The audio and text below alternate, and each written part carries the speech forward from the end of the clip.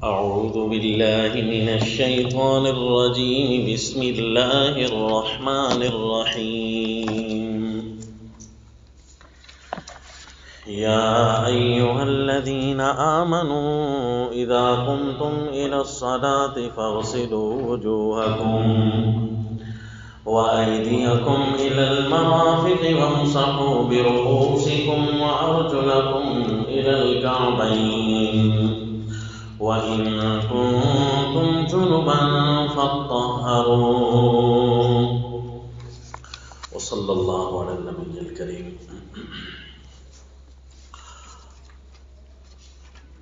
سورہ مائدہ آیت نمبر 6. یا ایھا الذین آمنوا اذا قمتم الی الصلاۃ.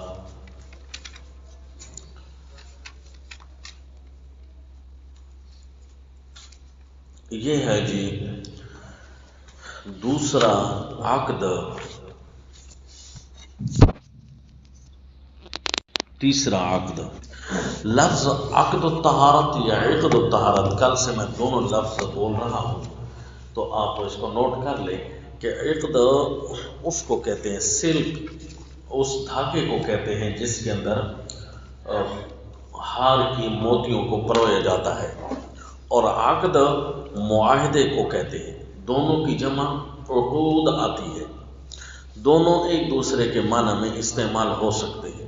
کتاب اللہ کے بارے میں عقد کا لفظ کہیں اس صورت میں تو چونکہ عقود چل رہے ہیں، عہود معاہدے چل رہے ہیں، تو عقد بھی لفظ ٹھیک ہے.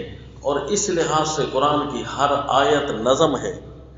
عقد الطہارہ، عقد الشہادہ، عقد بھی ہے کیونکہ یہ باقاعدہ ایک موتیوں کا ہار بھی ہے. تو منع نہیں کریں گے آپ کو کہ کوئی لفظ بولیں یا کوئی نہ بولیں، جو آپ کو اچھا لگے وہی بولیں. بہرحال عقد کہتے ہیں معاہدے کو. تو یہ تیسرا معاہدہ آ رہا ہے جی. اچھا، تیسرا معاہدہ یہ عقد الطہارتی فی الظاہر والباطن. آپ یہاں دو آیتیں دیکھیں گے انشاءاللہ.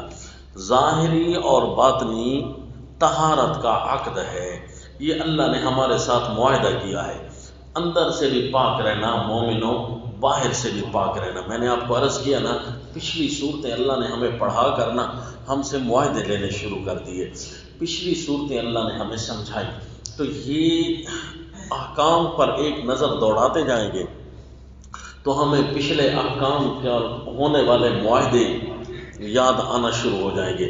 اب یہ دوسرا یسألون جب آیا تھا،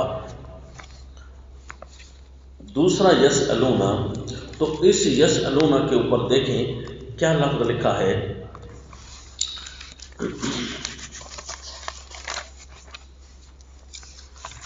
دوسرا پارہ یسألون آیت نمبر 215. یسألونک ماذا ینفقون. یہ ویسے احکام جدلیہ کی دوسری قسم چل رہی ہے. احکام و تعلیم الخیر فی المال والقتال. کیا لکھوایا تھا جی گزشتہ برس، گزشتہ سبق میں، کہ احکام و تعلیم الخیر فی المال والقتال. تو اس حکم کو اللہ نے ہمیں پڑھایا جی. یسألونک ماذا ینفقون قل ما انفقتم من خیر فللوالدین والاقربین. وہاں بھی دو آیتیں تھیں. تعلیم الخیر کی 2 آیتیں تھیں، یہاں بھی 2 آیتیں ہوں گی. اور وہاں بھی لفظ دیکھو، پچھلے آیتوں کا جو اختتام تھا فَإِنَّ اللَّهَ بِهِ عَلِيمٌ اور وَاللَّهُ يَعْلَمُ پر تھا، ٹھیک ہے. اور جب اس معاہدے کا اختتام ہوگا تو یہاں پر بھی لفظ ہوگا اِنَّ اللَّهَ عَلِيمٌ بِذَاتِ الصُّدُورِ. تو دیکھیں جی، قرآن ہمیں لفظی اشارتاً یا معانی کے لحاظ سے خود تعلیم بھی دیتا ہے. سبق کو حل کرنے میں قرآن ہمیں تعلیم بھی دیتا ہے. القرآن یفسر بعضہ بعضا. تو اس ترتب سے جو ہے بہت مزہ آئے گا، آپ پڑھتے آئیں گے. یا ایھا الذین آمنوا اذا قمتم الی الصلاۃ. اے ایمان والو، جب تم نماز میں کھڑے ہونے لگو، ارادہ کرنے لگو نماز میں کھڑے ہونے کا، فاغسلوا وجوہکم وایدیکم الی المرافق، دھو لیا کرو اپنے چہروں کو، وایدیکم اور اپنے ہاتھوں کو، الی المرافق کونیوں تک، وامسحوا برؤوسکم وارجلکم الی الکعبین، اور مل لو اپنے سر کو اور اپنے پاؤں کو، الی الکعبین گھٹنوں تک، وامسحوا برؤوسکم وارجلکم الی الکعبین۔ تو ارجلکم چونکہ یہ مفتوح ہے، یہ منصوب ہے، تو یہ منصوب والے فعل کا معمول بنا، فاغسلوا ارجلکم الی الکعبین وامسحوا برؤوسکم، وارجلکم نہیں ہے، وارجلکم ہے۔ اور اگر اس قرات کا بھی اعتبار کریں جس میں ارجلکم لفظ ہو تو پھر بھی مسح پاؤں پر ہو سکتا ہے ایک صورت میں، کب؟ جب موزے پہنے ہوں، تو پھر صرف اس کو مسح پر نہیں لگانا تاکہ دوسری قرات کا انکار لازم نہ آئے، وامسحوا برؤوسکم وارجلکم الی الکعبین۔ ویسے عربی محاورے میں یہ ارجلکم بھی ہو تب بھی غسل کے ساتھ لگ سکتا ہے، کیوں جی؟ جر جوار کی بھی ہوتی ہے جر، تو پھر غسل کے ساتھ بھی لگ سکتا ہے۔ تو رسول اللہ صلی اللہ علیہ وسلم نے پاؤں دھوئے، صحابہ اکرام نے پاؤں دھوئے، تو ہم نے بھی پاؤں دھوئے۔ اس کی تفسیر عملی صحابہ اکرام اور رسول اللہ صلی اللہ علیہ وسلم نے فرمائی۔ تو کتاب اللہ نے ہمارے سامنے ایک ایسا وسیع لفظ ارشاد فرمایا جس میں مسح بھی ہونا تھا، جس میں غسل بھی ہونا تھا۔ واو اگرچہ ترتیب کے لیے نہیں آتی، لیکن پھر بھی اللہ کریم نے یہ ترتیب رکھی، فاغسلوا وجوہکم وایدیکم الی المرافق، چونکہ اسی ترتیب کے ساتھ ہم وضو کرتے ہیں، تو مسنون ترتیب اسی طرح ہے جس طرح کہ اللہ نے ذکر کر دی۔ اب قرآن پہلے چہرے کا کہتا ہے اور ہم پہلے ہاتھ کیوں دھوتے ہیں؟ تو بھائی قرآن کے فرائض پر بھی عمل کرنا ہے۔ رسول اللہ صلی اللہ علیہ وسلم تو سنن ارشاد فرما رہے ہیں، ان کے طریقہ کار ہے کہ پہلے ہاتھ دھو لیں اور اس کے بعد فرائض کو پورا کریں، اور اس فرائض کو پورا کرنے میں کوئی استکمال ضروری ہوگا، دو دفعہ، تین دفعہ وغیرہ ذالک، لہذا یہ ٹکراؤ نہیں ہے۔ قرآن کہتا ہے چہرے سے دھوو اور حدیث کہتی ہے ہاتھ سے دھوو، نہیں جی، حدیث کی سنتوں پر عمل کرنا ہے، قرآن کے فرائض پر عمل کرنا ہے۔ بالفرض اگر کسی نے سنت چھوڑ دی اور فرض کو پورا کر دیا تو وضو تو ہو جائے گا نا، تو مفتاح للصلاۃ تو ہو جائے گا۔ وَإِن كُنتُمْ جُنُبًا فَاطَّهَّرُوا، اگر تم ہو وہ جنبی حالت میں، فَاطَّهَّرُوا تو خوب پاکی حاصل کرو، خوب پاکی۔ دیکھو جی قرآن پاک کا کیا عجیب لفظ ہے، خوب پاکی حاصل کرو۔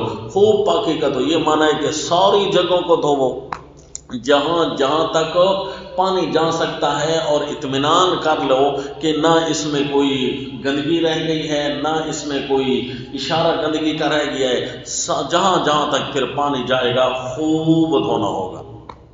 حتیٰ کہ ناک کی نرم ہڈی تک پانی جا سکتا ہے نا، تو یہاں بھی پہنچائے، حتیٰ کہ گلے تک پانی جا سکتا ہے نا بندے کا، تو غرارہ بھی کرے۔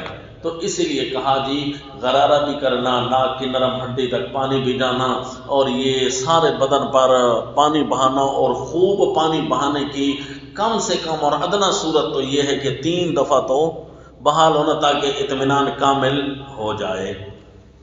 تو جی یہ کہنا کہ غسل کے 3 فرض ہیں اور قرآن نے تو صرف فَطَّهَّرُوا کا لفظ ارشاد فرمایا، تو جی وہ قرآن کی فَطَّهَّرُوا کی تفسیر ہو رہی ہے، اس یہ کم سے کم درجات میں۔ اور اچھا کر کے مزید آپ دھوئیں اگر آپ کو اطمینان نہیں ہو رہا تھا، تو صرف یہ ہے کہ پانی کو ضائع نہ کریں۔ فَطَّهَّرُوا تو خوب پاک کی حاصل کرو، وَإِن كُنتُم مَّرْضَىٰ اگر تم ہو بیمار، او عَلَىٰ سَفَرٍ یا ہو تم سفر پر، او جاء أَحَدٌ مِّنكُم مِّنَ الْغَائِطِ یا آئے تم میں سے کوئی ایک جائے ضرورت سے، جائے ضرورت کو آئے، یا جاء أَحَدٌ مِّنكُم مِّنَ الْغَائِطِ پخانے کو آئے، او لامستم النساء یا تم نے مس کیا ہے عورتوں کو، لمس والا مس کیا ہے عورتوں کو، مراد جمع ہے۔ فلم تجدوا ماء، پاؤ نہیں پھر تم پانی کو، تو فتیمموا صعیدا، تو ارادہ کر لیا کرو صعیدا مٹی کا، طیباً اوپر والی مٹی، سعید سعود سعد اوپر والی، یعنی اس کو کھرید کر اندر سے نہیں نکالنی، جو سامنے پڑی ہے بس وہی کافی ہے۔ یہ نہ خیال کرو کہ یہاں تو جانور گزرے ہوں گے تو یہاں کسی نے پیشاب کیا ہوگا یا یہ کیا ہوگا یا وہ، بھائی وہاں جب دھوپ لگتی ہے نا، خشک ہوگی تو زمین پاک ہو جاتی ہے، بس یہ اس کی طہارت ہے، تشمیس ہو جانا۔ سعیداً طیباً، پاک مٹی ہو، پاک وہاں سامنے کو گندگی نہ پڑی ہو۔ فامسحوا بوجوہکم وایدیکم وایدیکم منہ، تو مل لو اپنے منہ کو، وایدیکم اور اپنے ہاتھوں کو، منہ اس سے، یعنی اپنے ہاتھوں کو، یہ ہاتھ ید کا اطلاق شروع سے یہاں تک ہوتا ہے، کندھے تک، یہ سارے ید کا اطلاق ہوتا ہے، اور رسول اللہ صلی اللہ علیہ وسلم نے اس کی حد بندی ارشاد فرما دی۔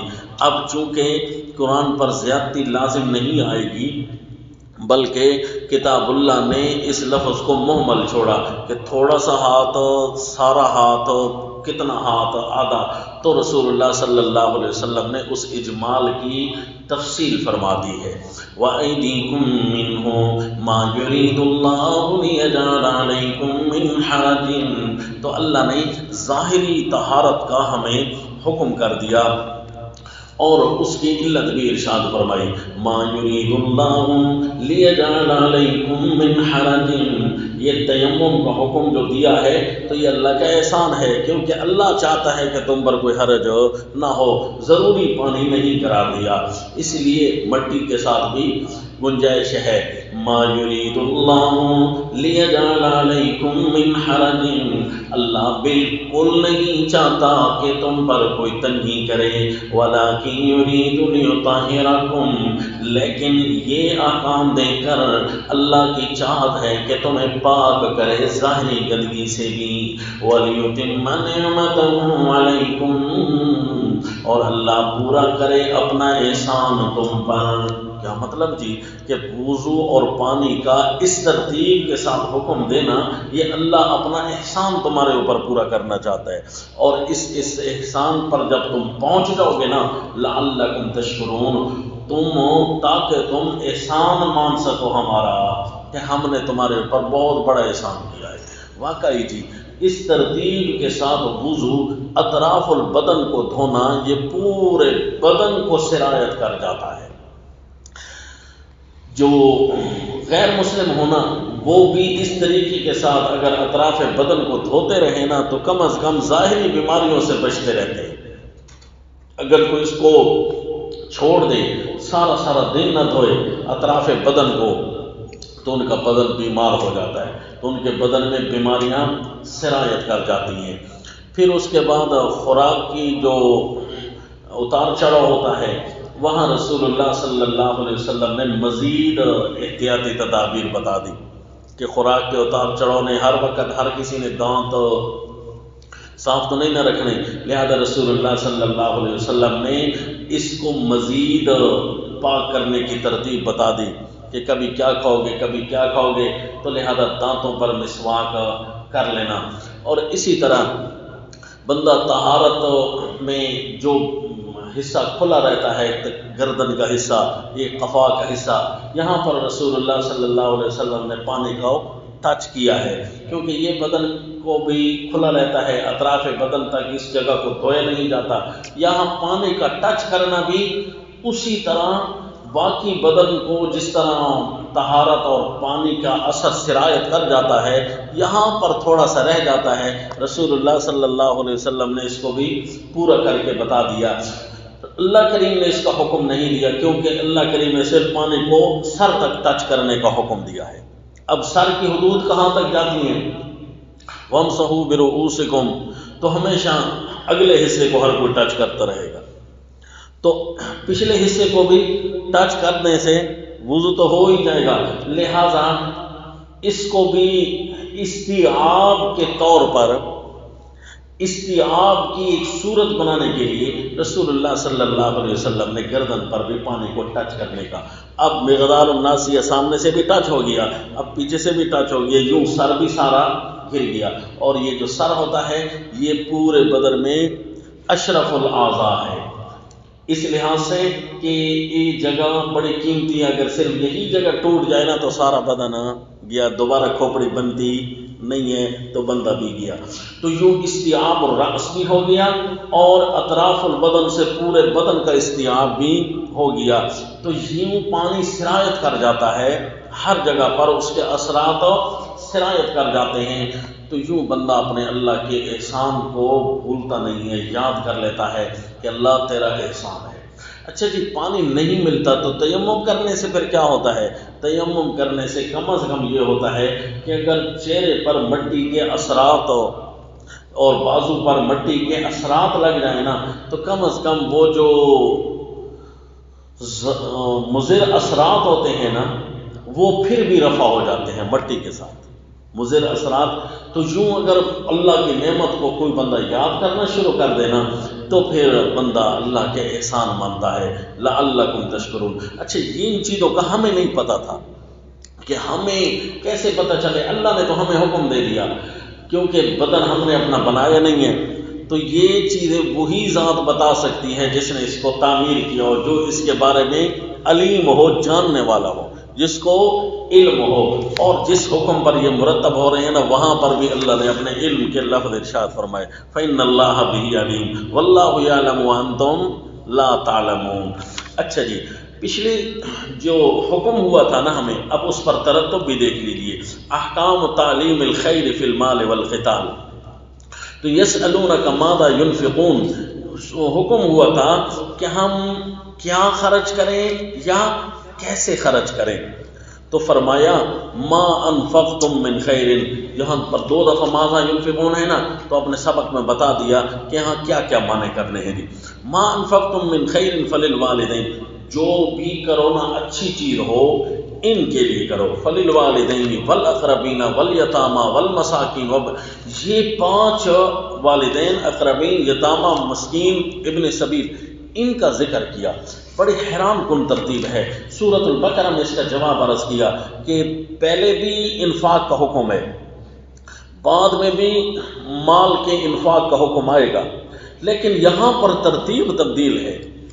کہیں اور ترتیب ہے تو کہیں اور ترتیب ہے. لیس البر ان تولوا وجوہکم، اور اس آیت کے اندر کیا آتا ہے؟ آت المال علی حب ذوی القربى والیتامی. وہاں الفاظ اور ہیں، ذوی القربى کو دینے ہیں، فلاں کو دینے ہیں. اسی طرح آگے بھی آ رہا ہے. تو وہاں بھی الفاظ تبدیل ہیں، لیکن یہاں پر جو 5 ہیں نا ان الفاظ کو بڑا تبدیل کیا. للاقربین والیتامی والمساکین وابن السبیل، اور ان کو احکام جدلیہ میں پیش کیا. تو وہاں ہم یہ نکتہ عرض کر آئے تھے کہ دیکھیں جی، یہ جو 5 قسم کے لوگ ہیں اگر ان کو سائل نہ بننے دیا جائے، منگتا نہ بننے دیا جائے تو معاشرہ پاک رہ جائے گا ظلم سے، ستم سے، چوری سے، ڈکیتی سے، قتل و غارت سے، آپس کی لڑائیوں سے. اگر ان 5 کو بندہ کنٹرول کر لینا تو تعلیم الخیر فی المال والقتال پوری ہو جاتی ہے. قتال بھی صحیح طریقے سے پورا ہو جائے گا اور خیر بھی صحیح طریقے سے پوری ہو جائے گی. گویا معاشرے کو بدامنی سے پاک کرنا ہے، خیر لانی ہے. تعلیم الخیر، خیر لانے ہے، جدل سے پاک کرنا ہے. تو پھر ان 5 افراد پر خرچ کرنا. اگر ان 5 میں سے 4 پر بھی خرچ کر دیا نا تو پھر بھی خطرہ رہے گا کہ معاشرہ ہمارا بدامنی کا شکار ہو سکتا ہے. تو معاشرے کو طاہر بنانا ہے، معاشرے کو خیر سے بھرنا ہے اور شر سے پاک کرنا ہے. تو پھر ان 5 پر خرچ کرنا، اور خرچ بھی عمدہ چیزیں کرنا. وما تفعلوا من خیر فإن اللہ به علیم. کتب علیکم القتال وهو کرہ لکم. اچھا، جب معاشرہ ظاہری طور پر پاک ہو گیا، 5 کو دیا نا جب آپ نے، تو معاشرہ ظاہری طور پر پاک ہو گیا. اس پر اللہ کریم نے حکم کو اور معاہدے کو مرتب کیا کہ جس طرح معاشرے کو تم نے ظاہری طور پر پاک رکھنا ہے، اسی طرح تم نے اپنے آپ کو بھی تو ظاہری طور پر پاک رکھنا ہے۔ خود بیماریوں میں گھرے ہوئے ہو اور احتیاط نہ کرو تو پھر ظاہر ہے معاشرے کی خوبصورت تشکیل جو تم کرنا چاہ رہے تھے وہ تو پھر نہ ہوئی۔ جس طرح وہ لوگ 5 قسم کے لوگ معاشرے پر بوجھ بن سکتے تھے نا، ان کو بننے نہیں دیا، تو اسی طرح آپ بیمار ہو گئے تو آپ بھی معاشرے پر بوجھ بن جاؤ گے، ہے جی، ترتب سمجھ آ رہا ہے نا؟ تو لہذا تم نے بھی اپنے آپ کو بیماریوں سے محفوظ رکھنا ہے، یہ ظاہری طہارت پوری کرنی ہے۔ اور جب بھی تم نے نماز کا ارادہ کرنا ہے، یہ کام کرنا ہے، تو وہ ہوں گے 5 ٹائم۔ سورۃ البقرہ میں اس کے اشارے بتا دیے کہ اللہ نے اوقات کیسے ہمارے ذمہ لگائے۔ 3-4 دفعہ نماز کا وہاں درس موجود ہے سورۃ البقرہ کے اندر۔ تو جب بھی تم ارادہ کرنے لگو تو ظاہری طہارت حاصل کر لینا۔ اچھا، ظاہری طہارت حاصل کرنے سے بیماریوں سے بچ گیا، معاشرہ خوبصورت تشکیل ہو رہا تھا نا، تو معاشرے کی تشکیل ہو گئی۔ اب آگے لفظ ہے جی کتب علیکم القتال وہو کرہ لکم، آگے اس پر جو آیت آئی وہ یوں ہے وَاذْكُرُوا نِعْمَةَ اللَّهِ عَلَيْكُمْ وَمِيثَاقَهُ الَّذِي وَاثَقَكُمْ بِهِ، یاد کرو اللہ کے اس احسان کو جو اللہ نے تم پر کیا ہے۔ اللہ نے کون سا احسان کیا ہے جی ہم پر؟ اللہ نے کوئی ایک احسان کیا ہے، ایک احسان کو بھی یاد کرو نا، تو تمہیں سمجھ آ جائے گی کہ ہمارا خالق کون، مالک کون، رب کون۔ شیطان کا ہر وار تم سے دور ہونا شروع ہو جائے گا۔ جب بھی تم اللہ کے نافرمانی میں شریک ہوتے ہو نا، اس وقت تم اللہ کے احسان بھولے ہوئے ہوتے ہو۔ اگر اللہ کا احسان اور اس کی معرفت تمہاری سمجھ میں آ جائے نا تو ہر گناہ تم سے دور بھاگے گا۔ جس طرح ظاہری طہارت تم نے کی ہے، ظاہری طہارت کے بعد اب باطنی طور پر پاک رکھنے کے لیے دل اور دماغ کو بھی پاک رکھنا ہے۔ جس طرح ظاہری بدن پاک رکھ لیا، دل اور دماغ کیسے پاک ہوگا؟ فرمایا وَاذْكُرُوا نِعْمَةَ اللَّهِ عَلَيْكُمْ۔ یہ کچھ چھوٹی باتیں تھی جی، بڑی بڑی باتیں ہیں، بڑی عمدہ باتیں ہیں، جس کے لیے معاشرے کو خوبصورت تشکیل دینا ہے۔ اب سارا معاشرہ جو اسی طرح ہو جائے تو ظاہری طور پر بھی اور باطنی طور پر بھی پاک ہو گیا کہ نہ پاک ہو گیا؟ ہاں جی، اگر معاشرہ ناپاک ہوا تو جی بدامنی ہوگی، ہر طرح سے نقصان ہی نقصان ہوگی، اللہ کی عبادت میں نقصان آئیں گے۔ معاشرے کو باطنی طور پر پاک رکھنا ہے۔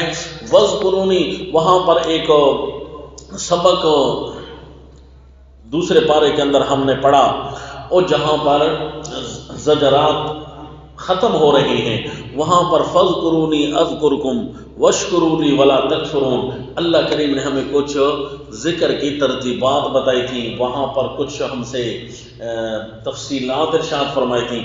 اس سبق کو ایک دفعہ پھر دیکھ لیں کہ وہ کتنا پیارا سبق تھا۔ 5 چیزیں اللہ نے وہاں ارشاد فرمائی تھیں، تو اسی کو دیکھتے ہوئے باطنی طہارت بھی اگر پوری کرنی ہے تو وَاذْكُرُوا نِعْمَةَ اللَّهِ عَلَيْكُمْ جی۔ تو یوں تفسیر کے لیے ضروری ہے کہ پچھلے اسباق بھی کچھ مستحضر ہوں، تو مستحضر ہونے سے کتاب اللہ میں بیٹھنا مزہ کر جاتا ہے۔ تو دعا کریں کہ پچھلے اسباق بھی اللہ ہمیں مستحضر رکھے، اور یہ دعا کوئی چھوٹی نہیں ہے، رسول اللہ صلی اللہ علیہ وسلم کو اللہ نے سکھائی ہے۔ کون سی؟ وَقُلْ رَبِّ زِدْنِی عِلْمًا، اے اللہ میرا علم زیادہ کر۔ اور علم کون سا ہوتا ہے جی قرآن کی نظر میں؟ کوئی تعلیمات الہیہ ذہن میں ہے کہ نہیں ہے جی؟ تعلیمات الہیہ سورہ علق، وہاں پر اللہ ان تعلیمات کو بڑھاتا ہے۔ قراءت و تخلیقات الرب، قراءت و تکریمات الرب، تو وہاں پر جی اللہ کریم ان تعلیمات کو عام کراتا ہے۔ اس سے دعا کرنی ہے اللہ ہمارا نور علم قرآن والا زیادہ کر۔ تو فرمایا وَاذْكُرُوا نِعْمَةَ اللَّهِ عَلَيْكُمْ۔ اچھا جی، بہت ساری نعمتیں کی، اب ہم کون سی نعمت کو یاد کریں؟ آؤ جب اس حکم پر کتب علیکم القتال وہو کرہ لکم، ہم نے یہ نعمت زبردستی تمہیں دی ہے یہ ایسی نعمت تھی کہ بظاہر تم لینا ہی نہیں چاہتے تھے، تمہیں پسند بھی نہیں آ رہی تھی، لیکن عسیٰ ان تکرہوا شیئا وہو خیر لکم، اسی نے تو تمہارے قدموں میں ملکوں کے ملک ڈال دیے جی، اسی قتال نے تو، اس نعمت قتال نے تو تمہارے قدم میں، پاؤں میں ملکوں کے ملک ڈال دیے ہیں۔ عسیٰ ان تکرہوا شیئا وہو خیر لکم وعسیٰ ان تحبوا شیئا وہو شر لکم واللہ یعلم وانتم لا تعلمون۔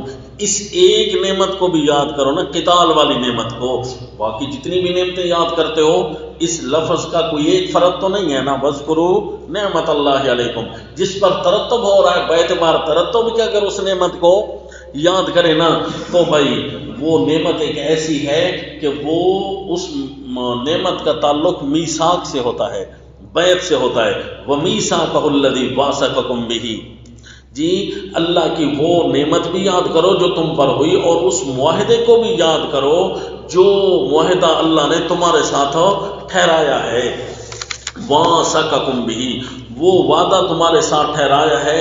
کون سا وعدہ جی؟ کُتِبَ عَلَيْكُمُ الْقِتَالُ۔ اب خود سوچو جی، وَاثَقَكُم بِهِ، کوئی ایسا معاہدہ جو اللہ نے ہمارے ساتھ پکا کیا ہو، وہ کون سا ہو سکتا ہے؟ ڈھونڈنا پچھلی صورتوں میں تو جی سب سے بڑا معاہدہ یہی ہے، وہ قتال ہے، کتب علیکم القتال وہو کرہ لکم ومیثاقہ الذی واثقکم بہ۔ اب کتب علیکم الوصیۃ وہ تب ہے ان ترک خیرا، لیکن جہاد کتب علیکم القتال یہ مطلق ہے، ہر زمانے میں، ہر مکان میں، ہر جگہ پر تمہارے اوپر فرض ہے، البتہ اس کے کچھ مبادیات ہوتے ہیں وہ پورے کرتے رہو، کچھ اس کا درمیان ہے وہ پورا کرنے کا نمبر ہے تو وہ کرو، کچھ اس کے اواخر ہیں وہ پورا کرنے کا نمبر ہے تو وہ کرو، ورنہ ہر حالت میں قتال فی سبیل اللہ تمہارے اوپر فرض ہے، چاہے اس کی مبادیات میں مصروف ہو وہ، چاہے کچھ بھی کرو۔ اس کا مطلب ہے ملا کی دوڑ مسجد تک، یہ تو کتاب اللہ کا مزاج نہیں ہے، ہمیں ہر وقت اقامت الدین میں مصروف رہنا ہے، اور اقامت الدین ہی کیا ہے؟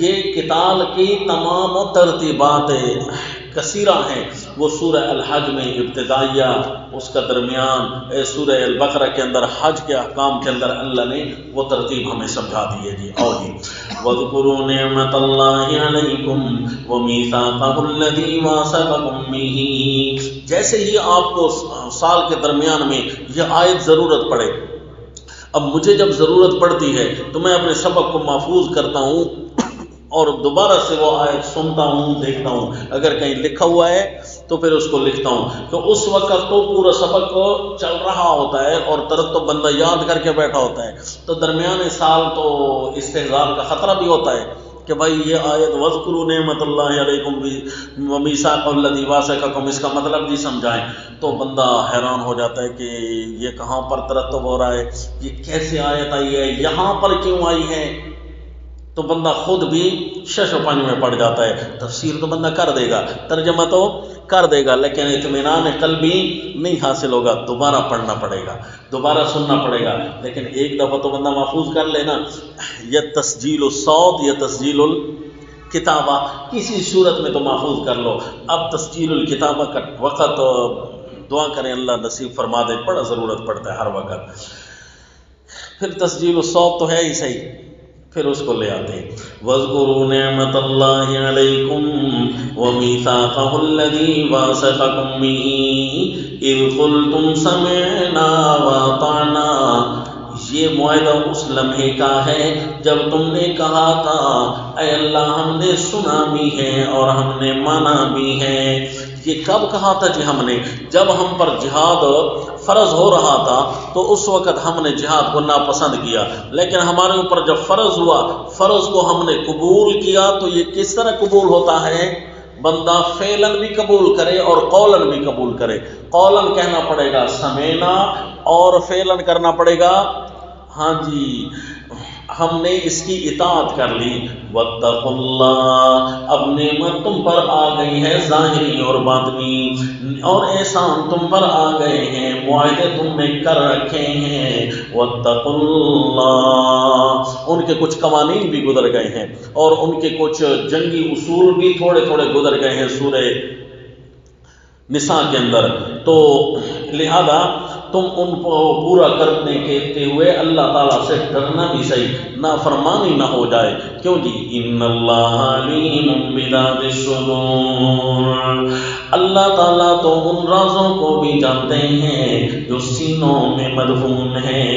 ان اللہ علیم فإن اللہ بعلیم واللہ یعلم وانتم لا تعلمون۔ اور یہ کتنا خوبصورت معاہدہ تھا ہے جی۔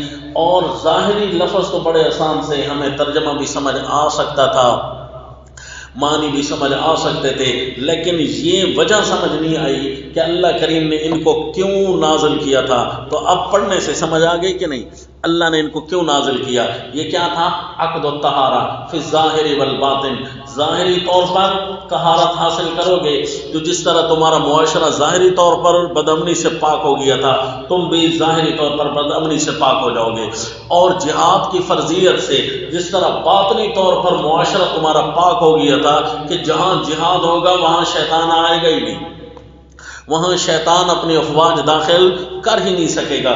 اسی طرح تم اپنے دل و دماغ کے اندر بھی اس محاربت کو برقرار رکھو، محاربت کے جذبے کو برقرار رکھو، اقامت الدین کی سوچوں کو برقرار رکھو، تو انشاءاللہ تمہیں کوئی زیر نہیں کرے گا۔ یہ اقامت الدین اتنا خوبصورت اللہ کی طرف سے عنایت کردہ حکم، انعام، رحمت ہے کہ کوئی صرف اس کی سوچوں میں رہتا ہے نا تو اس کو بھی اللہ آسانیوں اور بلندیوں سے فائز کر دیں، بڑے بڑے گناہوں سے اللہ اس کو بچا کر رکھتے ہیں۔ تو یہ کیا ہوا جی؟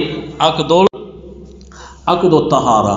او جی، یا ایھا الذین آمنوا کونوا قوامین للہ شہداء بالقسط ولا یجرمنکم شنآن قوم علی الا تعدلوا اعدلوا هو اقرب للتقوی واتقوا اللہ۔ اس پر جی چھوٹی چھوٹی آیتیں آئی ہیں، یہ چھوٹا سا معاہدہ ہے۔ یا ایھا الذین آمنوا، کیا لکھا ہے جی؟ ایک دو شہادہ، عقد الشہادہ یا عقد الشہادہ۔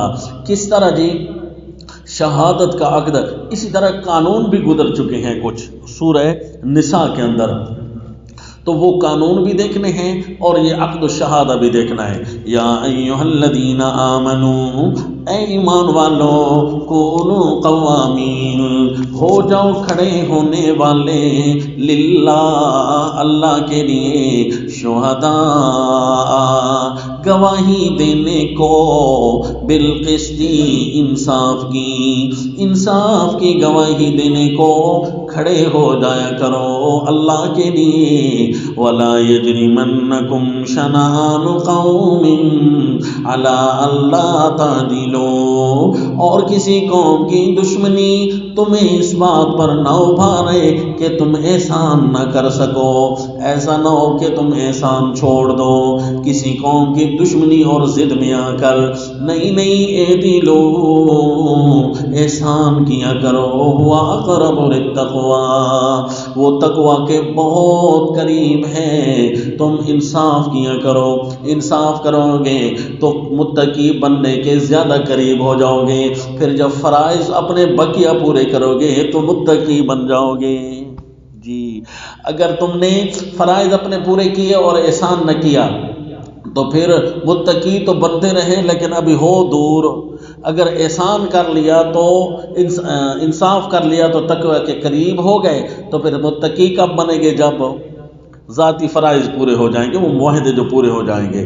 واتقوا اللہ، ہر کام کے پورا کرنے میں اللہ کی نافرمانی سے ڈرتے رہنا، خود بخود کام پورے ہونا شروع ہو جائیں گے۔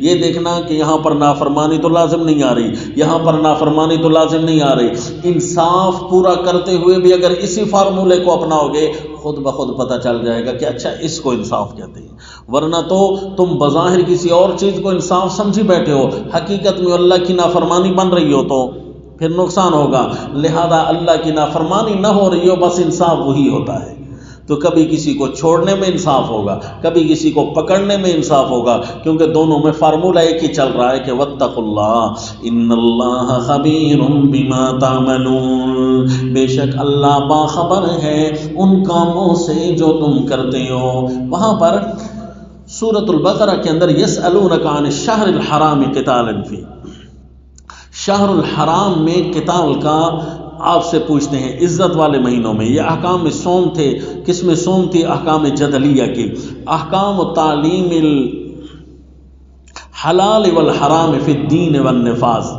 وہاں پر ایک حکم ہم نے پڑھا تھا، احکام جدلیہ کی تیسری قسم آئی تھی، اس کو ہم کہتے تھے احکام و تعلیم الحلال والحرام فی الدین والنفاذ، اے فی الدین والقتال، یعنی دین میں اور دین کو نافذ کرنے میں کچھ حلال اور حرام ہمارے پاس آئیں گے، دین کے نفاذ کے حلال و حرام، دین میں کچھ حلال و حرام اور کچھ دین کے نفاذ میں حلال و حرام، تو ان کا تم نے بڑا خیال کرنا ہے۔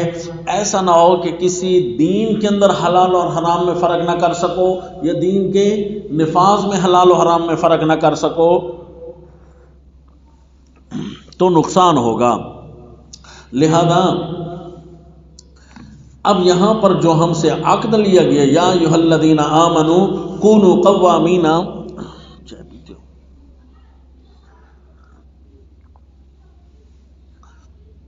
کونوا قوامین للہ شہداء بالقسط، ہو جاؤ انصاف والے اللہ کے لیے۔ کیا مطلب جی؟ اللہ کے لیے انصاف، گواہیاں دینے والے انصاف کے ساتھ، بالقسط، یعنی کہیں بھی حلال اور حرام کا مسئلہ آ جائے دین کے اندر، تو اللہ نے جہاں حلال کیا ہے وہیں کھڑا ہو جانا ہے حلال کہتے ہوئے، جہاں اللہ نے حرام کیا ہے وہیں کھڑے ہو جانا ہے حرام کہتے ہوئے۔ اسی طرح ہوگا، ورنہ تو اچھا بندہ دشمنی میں آ کر خواہ مخواہ کسی کے حلال کو حرام بھی کر دیتا ہے اور کسی کے حرام کو حلال کر دیتا ہے، بھائی ٹھیک ہے یہ میرا دشمن ہے تو اس کا فائدہ ہو رہا ہے، اب فائدہ بیان کرنا حلال ہے، اب تم کرو، اب تم اس کو دشمنی میں آ کر میں کیوں اس کو فائدہ پہنچنے دوں، لہذا ایسا نہ کرو، کیونکہ اب اس کو بعد میں دیکھو، اللہ کے دین کی ذمہ داری پوری اپناؤ۔ کونوا قوامین للہ شہداء فی الدین والنفاذ، للہ کا لفظ آیا چونکہ ہمیں تعلیم پہلے ہو چکی ہے، وہاں پر ہمیں پورا سمجھ آ گیا کہ للہ سے کیا مراد ہے، اے فی الدین والنفاذ، کہ دین اور دین کو نافذ کرنے میں۔ اب دیکھو للہ کا لفظ کتنا وسیع ہو گیا، اس کو پڑھنے کے لیے پھر ہمیں دوبارہ پیچھے آنا پڑے گا، یسألونک عن الشہر الحرام قتال فی، اس پورے احکام جدلیہ، اس کے 6 حصے ہیں، احکام جدلیہ کی جتنی بھی قسمیں جاری ہیں نا، ہر قسم کے 6 حصے ہوتے ہیں، تو یہ جو تعلیم الحلال والحرام ہے فی الدین والقتال فی الدین والنفاذ، تو اس کے بھی 6 حصص ہیں، ان کو پڑھیں گے نا تو سمجھ آ جائے گی کہ کونوا قوامین للہ کیا ہوتا ہے، سمجھے جی؟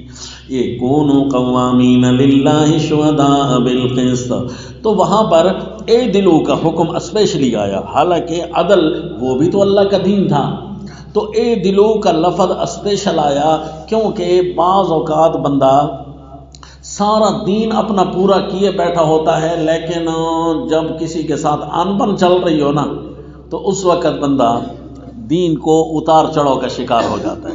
ہاں کسی کے ساتھ ان بن بھی چل رہی ہو، کسی کے ساتھ دلی رشتے گڑبڑ ہو گئے ہوں، تب بھی بات انصاف کی آئی ہے، اپنوں کے خلاف گواہی دینی پڑے تو پھر اس وقت دے لو، دشمن کو فائدہ ہو رہا ہو تب بھی کرنا تو ہے نا۔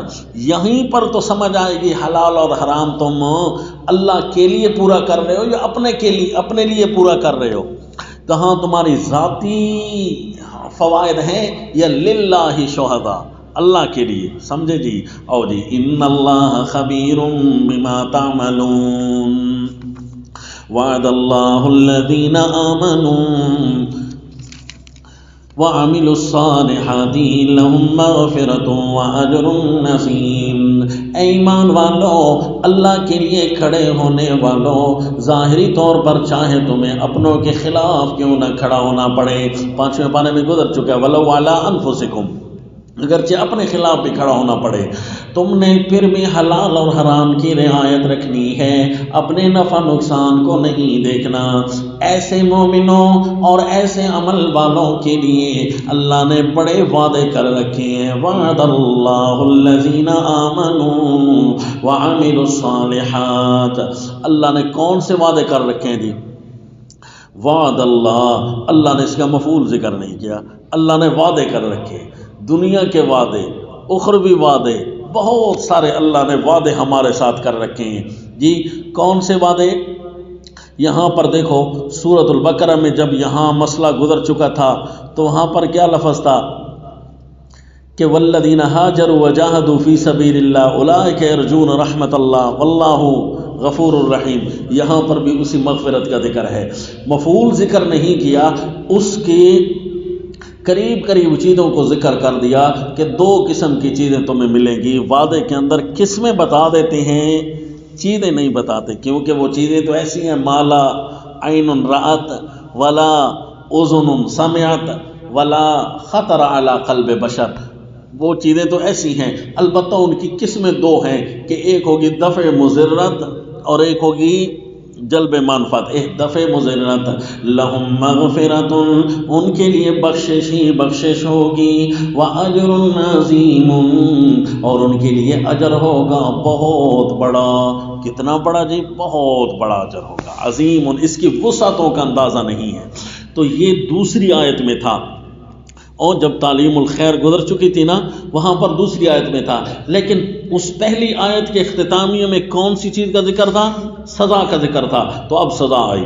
والذین کفروا وکذبوا بآیاتنا اولئک اصحاب الجحیم، یہ اور جنہوں نے کفر کیا ہماری آیتوں کا، ہمارے احکام کا، وکذبوا بآیاتنا، اور جھٹلایا ہماری آیتوں کو، کفر بآیات اللہ اور تکذیب بآیات اللہ، کیا اس کا فرد ایک ہی ہے؟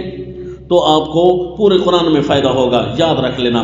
کفر بآیات اللہ یہ ہے کہ آیات اللہ کو نہ ماننا، یہ کیا ہے؟ کفر بآیات اللہ۔ اور تکذیب بآیات اللہ یہ ہے کتاب اللہ کی آیتوں کو مان کر اس کے اندر نعوذ باللہ کفریات بکنا، اپنی منمانیاں داخل کر جانا، کتاب اللہ کے منہج اور عقائد کے خلاف جانا، اور نعوذ باللہ آیت کا اپنے آپ کو دلیل بھی آیت بنائے بیٹھا ہو، منافق کی طرح۔ یعنی جتنے بھی اسلامی فرقے ہیں نا وہ تکذیب بآیات اللہ میں آئیں گے، اور یہود و نصارہ ہیں نا وہ کفر بآیات اللہ میں آئیں گے، کیونکہ وہ تو مانتے نہیں، وہ کفر بآیات اللہ کرتے ہیں، اور یہ اپنا کر انکار کر رہے ہوتے ہیں، اس کے اندر ٹیڑھ تلاش کرتے ہیں۔ کتاب اللہ میں عوجن، اس میں ٹیڑھ تلاش کرتے ہیں نعوذ باللہ، اور کتاب اللہ کی محکم کو چھوڑ کر متشابہ کے پیچھے چلتے ہیں، ان جن کے اندر زیغ ہوتا ہے، تو یہ تکذیب بآیات اللہ کے مستحق قرار پاتے ہیں۔ چونکہ کفر میں دونوں برابر ہیں تو اس لیے سزا اکثر دونوں کی اکٹھی ذکر ہوتی ہے، اور پہلے پارے میں بھی ہے والذین کفروا وکذبوا بآیاتنا اولئک اصحاب النار، تو یہاں بھی ہے والذین کفروا وکذبوا بآیاتنا اولئک اصحاب الجحیم۔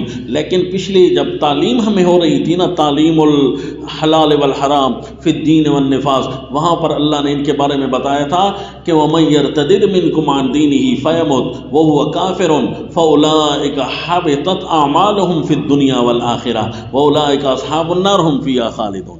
مرتد کا بھی ذکر تھا، وَمَن يَرْتَدِدْ مِنْكُمْ، مرتد کا بھی ذکر تھا، تو مرتد کے اندر دونوں چیزیں آ جاتی ہیں، کفر بآیات اللہ بھی اور تکذیب بآیات اللہ بھی۔ قرآن کے سمجھانے پر قربان کہ کیسے واضح الفاظ میں سمجھا دیتا ہے، کوئی اور تفسیر اٹھانے کی ضرورت نہیں پڑے گی، بلکہ پہلے قرآن کو قرآن کے ذریعے ہی آپ حل کر رہے ہیں انشاءاللہ۔ والذین کفروا وکذبوا بآیاتنا اولئک اصحاب الجحیم۔ اچھا جی، یہ کون سا معاہدہ ختم ہوا؟ عقد الشہادہ۔ سب سے پہلے کیا تھا؟ عقد التحلیل، پھر کیا تھا؟ عقد التحریم، پھر کیا تھا؟ عقد الطہارۃ فی الظاہر والباطن، اور پھر عقد الشہادہ۔ اب کیا آ رہا ہے جی؟ یا ایھا الذین آمنوا اذکروا نعمت اللہ علیکم اذ ہم قوم ان یبسطوا الیکم ایدیہم فکف ایدیہم عنکم واتقوا اللہ وعلی اللہ فلیتوکل المؤمنون۔ او جی یہ عجیب قسم کا جی معاہدہ آ رہا ہے، بظاہر تو بڑا چھوٹا لفظ ہوگا لیکن حقیقت میں یہ بہت بڑا اس کا پیرایا ہوگا جی۔ اس کو کیا کہتے ہیں؟ عقد التقوی۔ یا ایھا الذین آمنوا اذکروا نعمت اللہ علیکم اذ ہم قوم ان یبسطوا الیکم ایدیہم۔ ایک دفعہ اگر آپ متوجہ ہوتے ہیں تو پھر آپ کو سمجھاتے ہیں جی کہ یہ معاہدہ جو شروع ہوا یہ کہاں تک جائے گا؟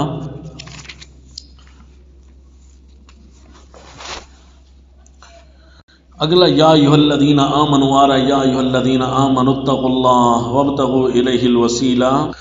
یا ایھا الذین آمنوا اذکروا نعمت اللہ علیکم، یہاں پر عقد التقوی آیا۔ اچھا جی، تقوی کا لفظ تو بار بار آپ پیچھے پڑھتے آ رہے ہیں، لیکن عقد التقوی کس طریقے سے ہوگا؟ جب بندہ طہارت بھی حاصل کر لے، ظاہری اور باطنی طور پر حلال حرام بھی پورے ہو جائیں، اور اسی طرح قائمین للہ بھی بندہ ہو جائے، تو اس وقت کچھ امتحان آئیں گے۔ اس امتحانات کے بارے میں آپ کو تیار کیا جائے گا اس اگلے معاہدے میں۔ یہ معاہدوں کی پاسداری پوری کرنا، تمہارا قیام للشہادہ کامل رہے گا۔ وہ قیام للشہادہ کامل رہے گا تقوی کے ساتھ، تو تقوی کے اندر کون کون سی تمہارے سامنے رکاوٹیں آئیں گی، تو عقد التقوی کے اندر وہ بیان ہوگا۔ اچھا جی، یہ جو مرتب ہو رہا ہے نا اگلے احکام جدلیہ کی قسم چہارم پر، احکام جدلیہ کی قسم چہارم ہے تعلیم الشرافہ۔ کیا تھا؟ تعلیم الشرافہ فی الاموال والعیال، یعنی عیال سے مراد اہل، مال اور عیال کے اندر زیادہ بندے کا پاؤں لڑکھڑا جاتے ہیں، تقوی میں مسئلہ بن جاتا ہے جب مال یا کم از کم عیال ہونا، تو اس وقت تقوی تھوڑا خراب ہو جاتا ہے۔ ویسے تو بندہ حاجی نمازی ٹھیک ہوتا ہے، لیکن جب مال اور اہل و عیال کی بات آ جائے تو اس میں بندہ بہت ساری گڑبڑ کرتا ہے۔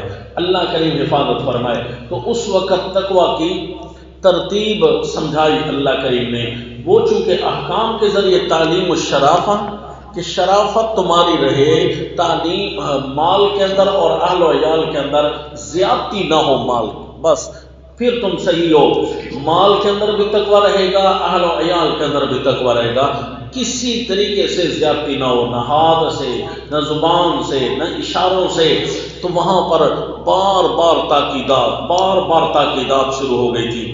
تو کثیر تعداد میں تقریباً جب ہم یہ صورت پڑھ رہے تھے اگلے احکام جدلیہ پر، جو یہ آخری ہے احکام جدلیہ کی قسم چہارم نا، اس کے بعد احکام تدبیریہ شروع ہونے والے تھے۔ تو احکام تدبیریہ کے اندر کثیر اللہ تعالیٰ نے تاکیدات ارشاد فرمائی تھی۔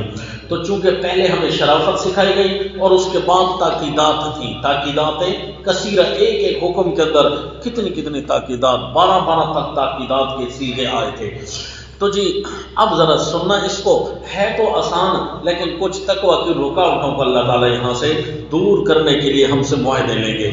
یا ایھا الذین آمنوا اذکروا نعمت اللہ علیکم، ایمان والو یاد کرو اللہ کی وہ نعمت جو تم پر ہوئی، اذ ہم قوم ان یبسطوا الیکم ایدیہم، جب ارادہ کیا کسی قوم نے تم پر ہاتھ چلانے کا، فکف ایدیہم عنکم، پھر اللہ نے ان کے ہاتھوں کو تم سے روکا، واتقوا اللہ، اللہ سے ڈرتے رہنا۔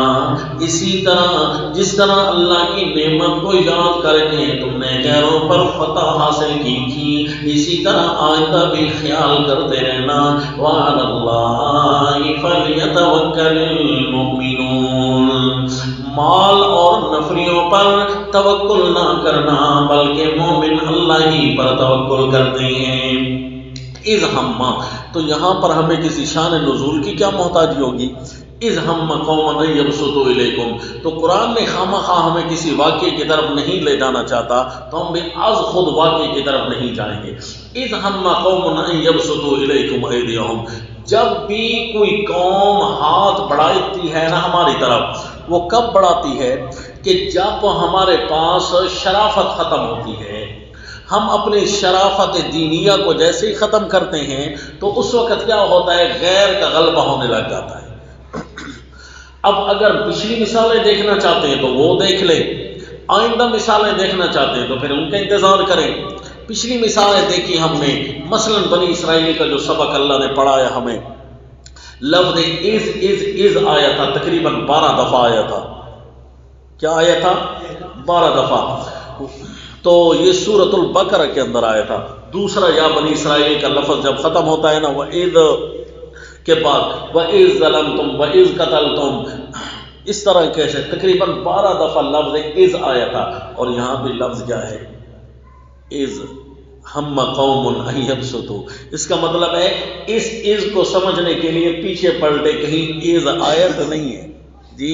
تو وہاں پر جب ہم گئے نا تو وہاں سے ہمیں سمجھ آئی کہ وہاں دشمن ایک تھا فرعون کا، تو سب سے پہلے اللہ نے اس کا ذکر ہمیں سمجھایا تھا کہ یہ میری نعمت ہے، یا بنی اسرائیل اذکروا نعمتی التی انعمت علیکم، اے بنی اسرائیل میری نعمت تو یاد کرو نا، کون سی؟ وَإِذْ نَجَّيْنَاكُمْ مِنْ آلِ فِرْعَوْنَ يَسُومُونَكُمْ سُوءَ الْعَذَابِ يُذَبِّحُونَ أَبْنَاءَكُمْ وَإِذْ فَرَقْنَا بِكُمُ الْبَحْرَ وَإِذْ وَاعَدْنَا مُوسَىٰ وَإِذْ آتَيْنَا مُوسَى الْكِتَابَ وَإِذْ قَالَ مُوسَىٰ لِقَوْمِهِ وَإِذْ قُلْتُمْ يَا مُوسَىٰ لَن نُّؤْمِنَ وَإِذْ قُلْنَا ادْخُلُوا هَٰذِهِ الْقَرْيَةَ، یہ ساری یعنی دشمن کب بڑھا؟ بنی اسرائیل حالانکہ زمین کے حکمران تھے، مصر کے حکمران تھے، کیونکہ سیدنا یوسف علیہ السلام نے سب سے پہلے حکمرانی سنبھالی، پھر بنی اسرائیل اپنی بادشاہتوں کو لے کر آئے۔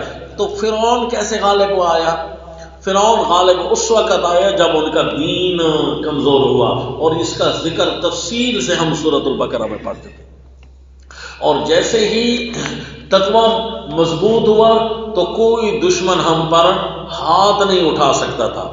تو فرمایا اللہ کی نعمت یاد کرو جو تم پر ہوئی، او وانی فضلتکم علی العالمین، میں نے تمہیں جہان والوں پر فضیلت دی تھی۔ تو آپ کہیں وہ فضیلت تو بنی اسرائیل کی تھی، ہماری تو نہیں تھی۔ تو وہاں پر میں نے آپ کو بتا دیا تھا کہ بنی اسرائیل سے مراد کیا ہے جی۔ بنی اسرائیل سے مراد ایک دفعہ پھر دیکھ لینا اس سبق کو کہ بنی اسرائیل یہ زمین کے خطہ کی سب سے بڑی قوم کو خطاب ہے۔ یہ تمام ولد ابراہیم گویا کہ اس کے اندر اغلب طریقے سے شامل ہو گئے۔ سیدنا ابراہیم علیہ السلام کی ملت ہے نا ہماری، تو ولد ابراہیم میں سیدنا ابراہیم علیہ السلام کے اولاد میں اللہ نے نبوت بھی رکھی، تو اذ جعل فیکم انبیاء وجعلکم ملوکا۔ تو اس لیے اللہ ہمیں یاد دلانا چاہتے ہیں کہ وہ نعمت یاد کرو جو تم پر ہوئی۔ اذ ہم قوم ان یبسطوا الیکم ایدیہم فکف ایدیہم عنکم وَإِذْ نَجَّيْنَاكُمْ مِنْ آلِ فِرْعَوْنَ يَسُومُونَكُمْ سُوءَ الْعَذَابِ، وہ تم پر ہاتھ بڑھانا چاہتے تھے۔ کس طرح بڑھانا چاہتے تھے جی؟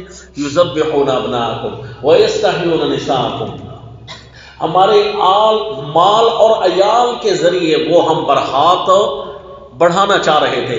تو یوں دشمن ہمارے اوپر غالب آیا تھا۔ تو اس دشمن کا غلبہ اللہ نے کیسے ختم کیا؟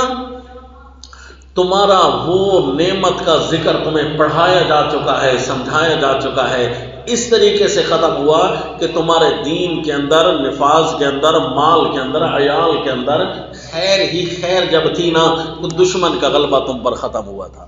تو اس کا مطلب ہے جہاں سے بھی تمہارا تقویٰ تھوڑا شارٹ ہوگا نا وہیں پر شیطان آئے گا، زیادہ شارٹ ہونا شروع ہو جائے گا، دشمن خدا تم پر غالب آنا شروع ہو جائے گا، حتیٰ کہ معاملہ یہاں تک پہنچے گا کہ دوبارہ سے تم غلامیت میں چلے جاؤ گے۔ بنی اسرائیل تم بادشاہ تھے، دوبارہ سے غلامیت میں چلے جاؤ گے۔ اس کا مطلب ہے کہیں بھی تقویٰ خراب نہ ہونا۔ بنی اسرائیل حکمران تھے، ملوک تھے، لیکن اس کے بعد غلام بن گئے فرعون کے۔ تو آج جس طرح ہم ملوک تھے اور پھر غلامیت کی زندگی دیکھ رہے ہیں۔ ملوک تو تھے نا کہ سپر پاور حکمرانی زمین کی 1000 سال تک تو ہمارے پاس رہی 700 سال تک تو تقریباً رہی ہی صحیح، تو 1000 سال تک نام کی رہی نا، پھر 1000 سال کے بعد دوبارہ غلامیت کا دور آہستہ آہستہ شروع ہوا، یہاں تک کہ ہم غلام بن گئے، مانے یا نہ مانے غلام تو ہیں ہی، ماننا پڑے گا، آپس میں ہیں غلام ہیں، ہم آپس میں دوسروں کے سامنے نہ بھی مانے، آپس میں کہ ہمارے کعبہ کو بھی وہ آ کر بند کرتے ہیں نا کرونا کے نام سے، تو کعبہ بھی بند ہو جاتا ہے کہ نہیں ہوتا، ہماری مسجد تو پہلے سے ہی بند ہوتی ہے، انا للہ و انا الیہ راجعون۔ یہ نشانی ہوتی ہے کہ دشمن تمہارے اوپر غالب آ رہا ہے، تمہارا تقوی کہیں نہ کہیں سے خراب ہے۔ تم اپنی نجی زندگی کو دیکھو، تم اپنی ظاہری زندگی کو دیکھو، تم اپنے کاروبار کی زندگی کو دیکھو، تم اگر بیٹا ہو کسی کا، بیٹا ہونے کی زندگی دیکھو، تم کسی کے باپ ہو تو باپ ہونے کے لحاظ سے دیکھو، تم کسی کے شوہر ہو تو شوہر ہونے کے لحاظ سے دیکھو، اگر بیوی ہے نا تو وہ اس لحاظ سے دیکھے، کہیں نہ کہیں سے تقوی، امام ہوں تو تقوی تو ٹھیک ہے، لیکن باپ ہونے کے ناطے سے میرا تقوی ٹھیک نہیں ہے، استاد ہونے کے ناطے سے تقوی تو ٹھیک ہے، لیکن جب کسی کا شاگرد بنتا ہوں تو تقوی خراب ہو جاتا ہے۔ تو یوں نہ کرے نا، کہیں نہ کہیں سے تقوی خراب ہوگا تو تمہارے اوپر سزا غالب آئے گی، حتیٰ کہ اجتماعی طور پر تقوی جب خراب ہوتا ہے نا تو دشمن بڑھ جاتا ہے، اس لیے اللہ نے یہاں پر دشمن کا ذکر کیا اور مرتب کیا تعلیم الشرافت پر۔ مال اور عیال کے اندر اللہ نے شرافت سکھائی تھی، تو سب سے پہلے وہاں فرمایا تھا یسألونک عن الخمر والمیسر، کیوں جی تقوی کے اندر خرابی سب سے زیادہ جو اجتماعی طور پر تقوی کے اندر خرابی ڈالتی ہے نا تو وہ یہی شراب اور جوئے، یہ اجتماعی تقوی کو جہاں شراب اور جوئے عام ہو جائیں سمجھو معاشرے میں اجتماعی طور پر تقوی خراب ہو چکا ہے جی، انفرادی خراب ہوتے ہوتے اجتماعی پہنچ جاتا ہے یہ شراب اور جوؤں کے۔ اب بازار میں چلو جی، دیندار لوگ بھی سکیموں کے نام سے نعوذ باللہ کسی نہ کسی جوئے میں ملوث ہیں۔ انا للہ و انا الیہ راجعون۔ اب آ جاؤ جی، یا ایھا الذین آمنوا اذکروا نعمت اللہ علیکم، اللہ کے احسان کو یاد کرو جو اللہ نے تم پر کیا۔ کون سا نام؟ پہلا نعمت اللہ سے مراد بتایا تھا کہ کوئی بھی ہو سکتا ہے، وسعت ہے، ہم اس کو پابند نہیں کرتے، لیکن ترتب کے لحاظ سے ایک بڑا انعام قتال فی سبیل اللہ کا ملا تھا، اور یہاں پر سب سے بڑا انعام کیا ہے جی؟ تعلیم و شرافہ، دین کا انعام تمہیں سب سے بڑا ملا تھا، اس کو تقوی کا انعام تمہیں سب سے بڑا ملا تھا، اللہ نے ہر گناہ سے تمہیں دور رکھنے کے طریقے تمہیں ارشاد فرما دیے تھے، تعلیم تھی، تو یہاں نعمت اللہ سے وہ مراد ہے، حالانکہ ابھی گزرا ہے نعمت کا لفظ، پھر آیا تو اس کو کہتے ہیں تفسیر کا سبق، اس کو کیا کہتے ہیں جی؟ یا ایھا الذین آمنوا اذکروا نعمت اللہ علیکم اذ ہم قوم ان یبسطوا الیکم ایدیہم فکف ایدیہم عنکم۔ اب بتائیے کہ شان نزول کا احتیاجی رہی کہ نہ رہی؟